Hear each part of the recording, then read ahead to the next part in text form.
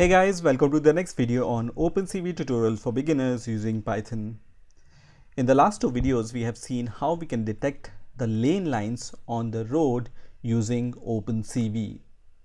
Now, till now, we have only worked with this image, and in this video, we are going to try to apply what we have written not on an image but with the video frames. But you have already learned in the previous videos that a video frame is like an image. So a video contains many number of frames. So if we apply the same technique on each frame, we will be able to detect these lane lines on the video frames also. So let's apply that concept on our script, what we have till now. So right now I have added this test.mp4 video inside my project. So let me show you how it looks like. So our video looks like this. So we are going to apply all these concepts which we have applied on an image on this video. So let's get started. So I hope you have this code which we have written in the last two videos. The only thing we need to do here is we need to read the video instead of an image and then apply those concepts on the frame instead of an image. So we till now have two functions, region of interest, draw the line, and we have this code. So this all code we are going to enclose inside the function so that it will be easier to apply all this code on the video frames. Now, as you already know that this will not be used because we are reading the videos, so we don't need to read the image obviously. So we are going to comment these two lines out.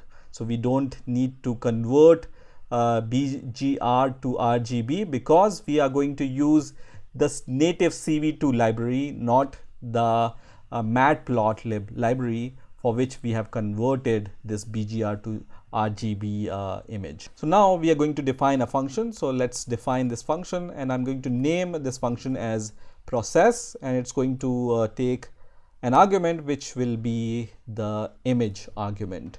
And all this code which is under this, which we have written in the last video, we are going to enclose this code inside this process function. We don't need these two lines because we are not going to use matplotlib for processing this video. So I'm going to remove these two lines, and I'm going to just give a space here for this code so it can be enclosed inside this function. Now at last, or at the end of this function, we are going to just return this image with lines. So we are going to return this image with lines using this process function. That means on every frame we are going to draw the lines and return it using this process function. Next, we are going to read the video using the video capture functions. So I'm going to declare a variable cap is equal to cv2 dot video capture, and then we are going to just pass one argument which will be our video file, which is test.mp4 in our case. So test.mp4, and then once we have this video, we are going to check if the video frame is available using the while loop. So let's use this while loop, and we are going to check if cap.isOpen is valid or not. So is opened, and this function is going to return the boolean value. So if this video frame is still available, it's going to return true, and whatever we write inside the while loop is going to be executed. Now in the next line, we are going to just read every frame. So we all know from our previous videos that this cap.read returns two result or two variables. One is ret and the other is the frame, and we are going to just say cap.read, and then we are going to apply our process function on this frame. So we are going to once again take this frame variable, and we are going to overwrite this frame with the lines on the frames. So this we are going to get from our process function. So let's call the process function and pass the frame variable inside it. Okay, so this frame is going to go to the process function. It's going to process everything, and then the final result which we get is going to be saved once again into the frame variable with the actual lines on the frame. In the next line, we are going to just show our result using cv2.imshow method, and we are going to just pass the frame variable here.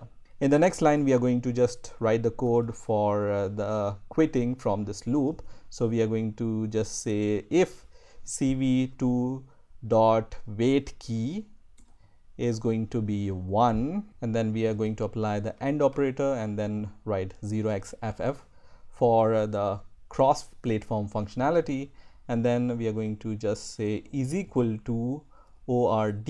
So whenever somebody presses the Q key, then we are going to exit from this loop, and then in the next line we are going to just say break, so break out of the loop.